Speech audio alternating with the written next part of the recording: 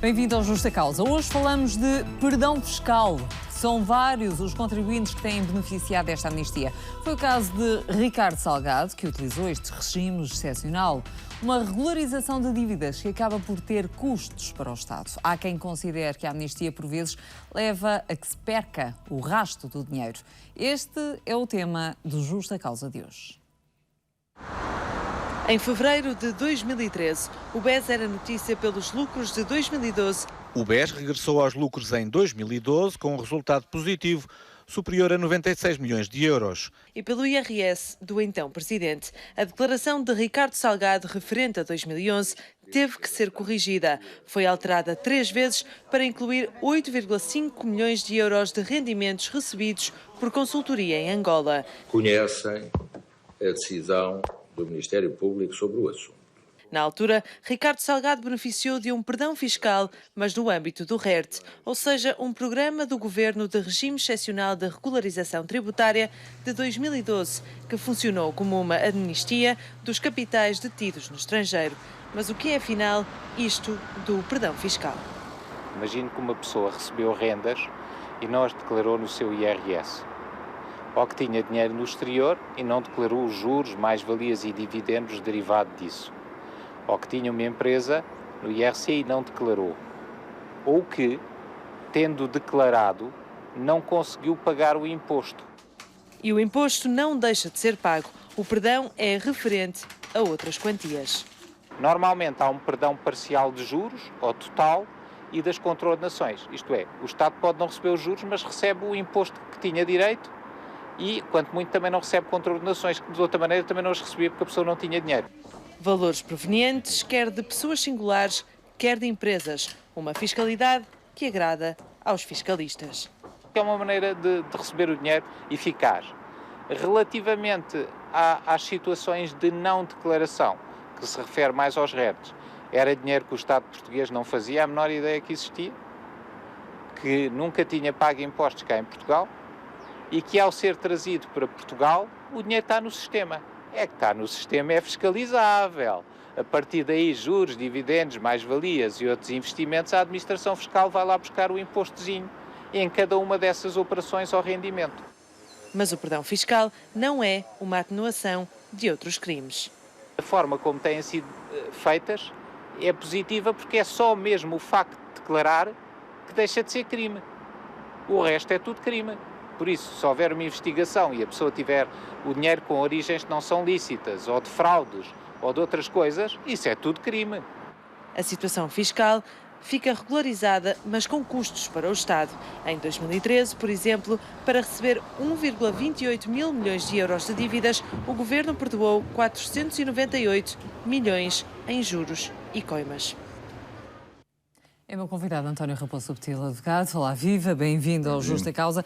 Ricardo Salgado foi uma das personalidades que beneficiou desta amnistia fiscal e é precisamente um dos temas em cima da mesa na Comissão Parlamentar de Inquérito.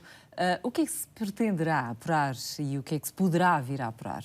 Antes de mais, tentar fazer um pequeno complemento à peça, onde o Dr. Tiago realmente que é um advogado e um fiscalista notável, mas completar um pouco, porque o que a lei diz é o seguinte: diz que a declaração de regularização tributária não pode ser, por qualquer modo, utilizada como indício e elemento relevante para efeitos de qualquer procedimento tributário, criminal ou contraordenacional, devendo os bancos, intervenientes, manter o sigilo sobre as informações prestadas. Ou seja, todo o dinheiro que estava no exterior, que não tinha obrigatoriamente que integrar o espaço português, ou seja, passava a continuar sob controlo das autoridades portuguesas, era regularizado no sentido de que a sua origem, os seus rendimentos, porventura que tivessem integrados no capital existente em contas no estrangeiro, a sua tramitação poderia vir de uma offshore para uma pessoa singular.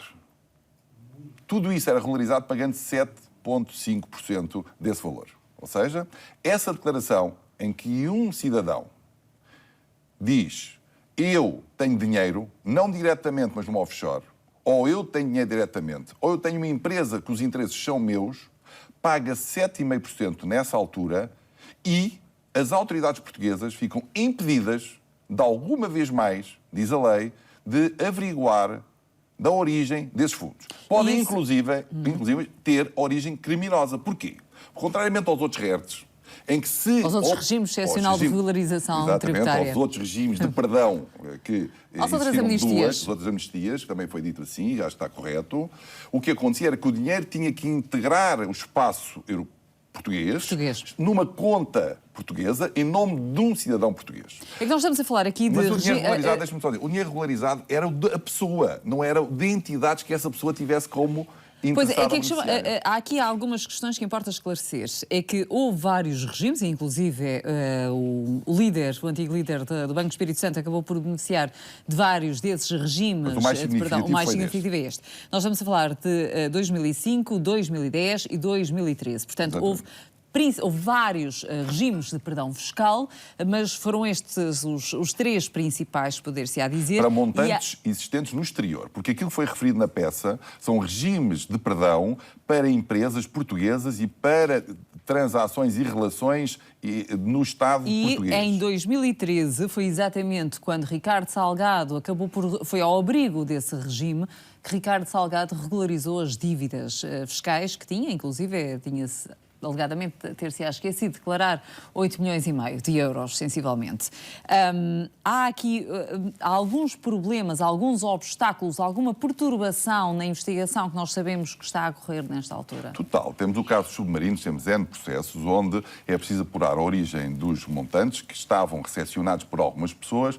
Todas as pessoas que regularizaram esses montantes por via deste dito RERT, este plano de regularização tributária, tornam, enfim, impossível que a partir daquele momento, ou seja, tornam inviável, impedem que as autoridades judiciárias possam conhecer, possam obter informação sobre a origem desses montantes. Independentemente de ser aquela pessoa em concreto ou não. Estamos a falar em geral, em abstrato. Não estamos a falar agora, Dr. Ricardo, em qualquer pessoa. Claro. Ou seja, ou uma pessoa que está indiciada para a prática de um crime e que dizem que tem 5 milhões na sua conta, algures numa offshore, mas não sabem se a offshore é dele ou não. Com esta declaração de rendimentos, essa pessoa diz: o dinheiro que está naquela offshore é meu. Paga 7,5%, pagou 7,5%, e a partir desse momento nenhuma autoridade judiciária portuguesa pode tomar nota, pode registar, pode indiciar pela prática do crime. Porque esta diferença de regime deste perdão fiscal com os anteriores? Bem, para já, isto representa o que o Estado é e o que o legislador é. É que parece uma legislação feita à medida, ou não? Bom, eu não sei se é feita à medida. É que, por um lado, conseguiu-se arrecadar muito mais dinheiro do que noutras alturas em que vigorou um regime similar. O que eu acho é que é um Estado cínico, um Estado que não é coerente. Porquê? Porque quer aprovar uma lei, veja, o legislador hoje, este governo, quer aprovar uma lei de combate ao enriquecimento ilícito. Sim. E, ao mesmo tempo, ainda recentemente, digamos assim, branqueou de forma escandalosa, única, branqueou dinheiro existente em offshores. Dinheiro sem origem, que podia ser origem criminosa, e, sobretudo, deu uma ordem interna às autoridades tributárias e de polícia criminal, de impedimento, de exclusão, de indiciação, de conhecimento da origem desses fundos. Ou seja, o perdão fiscal ajuda ao branqueamento de capitais? Não, ajudou brutalmente ao branqueamento de capitais por uma razão. É que não é como se diz, que aquele dinheiro não pagava impostos e que agora já pagou impostos. É que se nós quisermos também cobrar impostos sobre droga, sobre transações de droga, sobre factos ilícitos, ninguém quer. E o que aconteceu aqui foi, numa ânsia, digamos assim, de cobrar alguma coisa, branqueou-se, ajudou-se a branquear de forma escandalosa dinheiro. E com isso perturbou-se a investigação criminal. E era bom ouvir alguns juízes e alguns procuradores sobre esta matéria, porque tenho a certeza que todos eles iriam realçar isso. E tenho também a dúvida se não existirão hoje processos pendentes, desses mega processos pendentes, que não desenvolvem, que os juízes e os procuradores não desenvolvem a sua investigação, porque sabem que vão bater contra uma parede, e a parede é precisamente este mecanismo o que é certo é que de branqueamento. No caso concreto de Ricardo Salgado, independentemente, obviamente, que há a presunção de inocência, há investigações que correm, mas o que é certo é que depois de regularizada toda esta situação fiscal, o ex-administrador do BES veio com uma declaração de inocência passada, salvo erro, pelo Departamento Central de Investigação e Ação Penal. A lei diz claramente que não pode tomar nenhuma posição e que as autoridades têm que manter sigilosa esta informação. É a própria lei que diz. Ou seja, portanto, várias destas investigações que estão a correr, nomeadamente há algumas que incidem, que têm que obrigatoriamente incidir sobre o passado, batem no tal muro que falava, porque não conseguem ir mais além, não conseguem descobrir a não proveniência poderá, do dinheiro. veja o que a lei diz, não está poderá, está regularizada a situação fiscal, ponto final. não É poderá isso? questionar a origem dos ativos regularizados.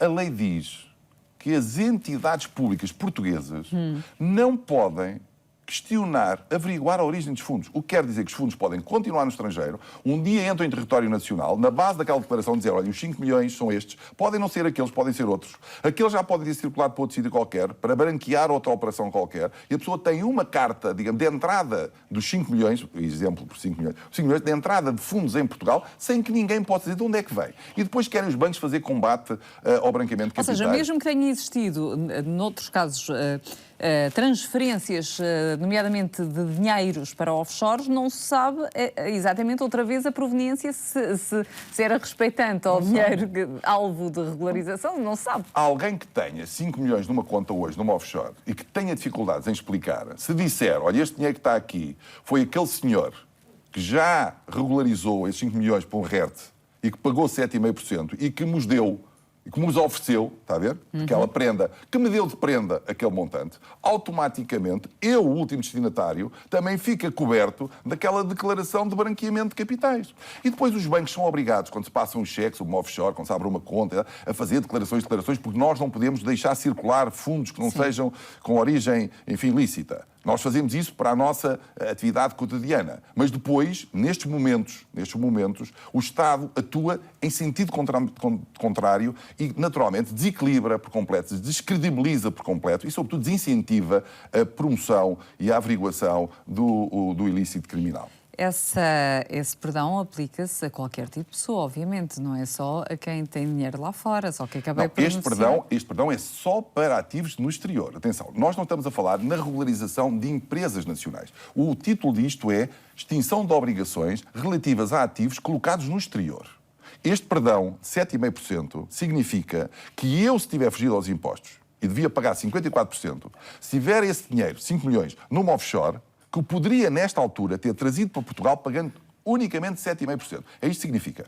Se eu tiver o dinheiro em Portugal e eu tiver pago impostos, tenho que pagar mais. Porque o perdão para a regularização de dívidas portuguesas, digamos assim, controladas pela administração fiscal portuguesa, é diferente e mais caro. Tenho que pagar mais. Ainda que tenha perdão, posso ter de juros, não tenho capital, enfim, como sabe, vários planos de regularização de dívidas fiscais sobre as autoridades, sobre a responsabilidade das autoridades portuguesas. Aqui é uma situação completamente diferente. Veja que houve um despacho que prorrogou este artigo que foi introduzido na Lei 64B de 2011 e prorrogou dizendo o seguinte: em face às dificuldades sentidas pelos serviços e pelo sistema bancário em geral, em dar resposta à elevada afluência dos aderentes ao tal plano, prorroga-se o prazo até dia 13 de julho de 2012. Isto, na minha opinião, é completamente inconstitucional, porque um despacho não pode prorrogar uma medida de perdão que está na lei. É realmente, enfim, ofensivo de todos os princípios, mas agora, deixando as questões jurídicas, veja como é que um secretário de Estado, por despacho, consegue, digamos assim, levar um perdão desta natureza tão excepcional, levá-lo a mais 4 ou 5 meses.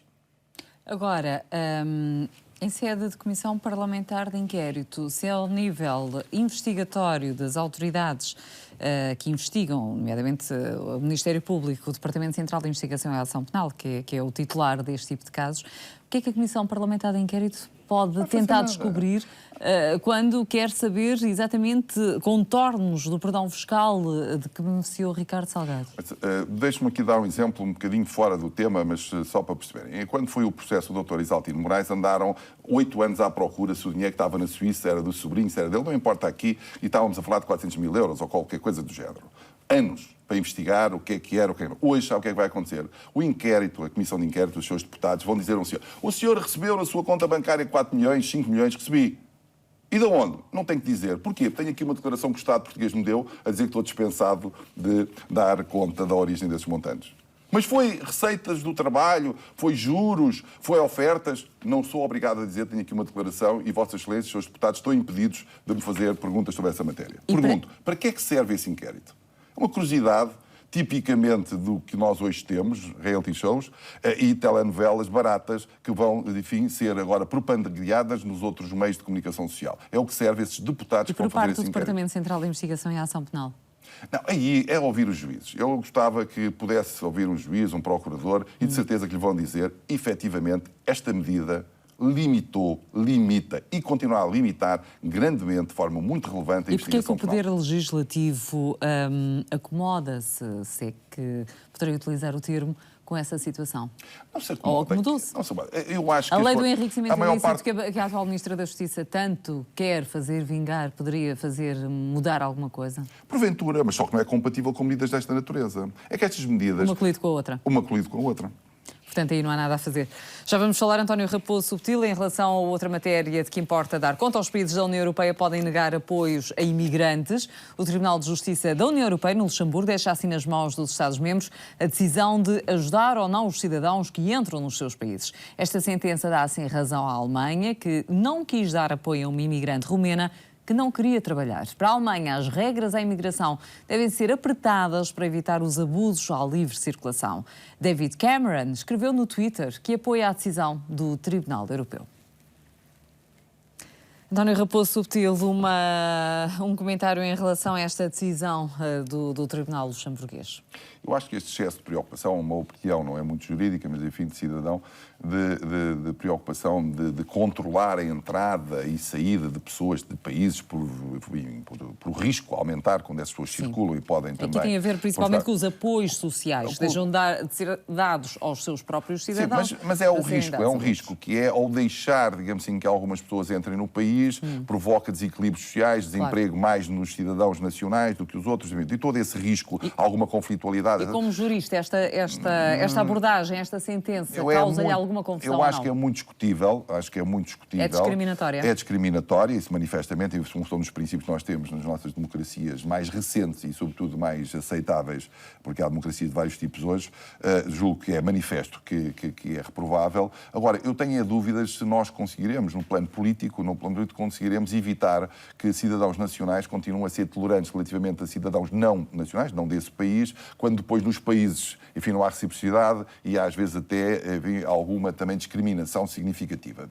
E isso é difícil hoje conseguir exportar o bem e receber o mal. E nesse aspecto temos que encontrar caminhos mais sólidos. O direito internacional já não é tão, enfim, eficaz como no passado, que sobretudo dava princípios e os Estados, enfim, tentavam consagrar na lei esses princípios, ou de detalhá-los, de desenvolvê-los, concretizá-los. Hoje esses princípios nós aceitamos com facilidade, mas no concreto negamos-los também de forma muito, muito direta e talvez se tenha que reequacionar os limites da capacidade que os Estados têm, o poder de cada Estado tem, naquilo que são os cidadãos dos outros países. Nós, na nossa Constituição, temos princípios muito sólidos, muito abertos na proteção de cidadãos estrangeiros.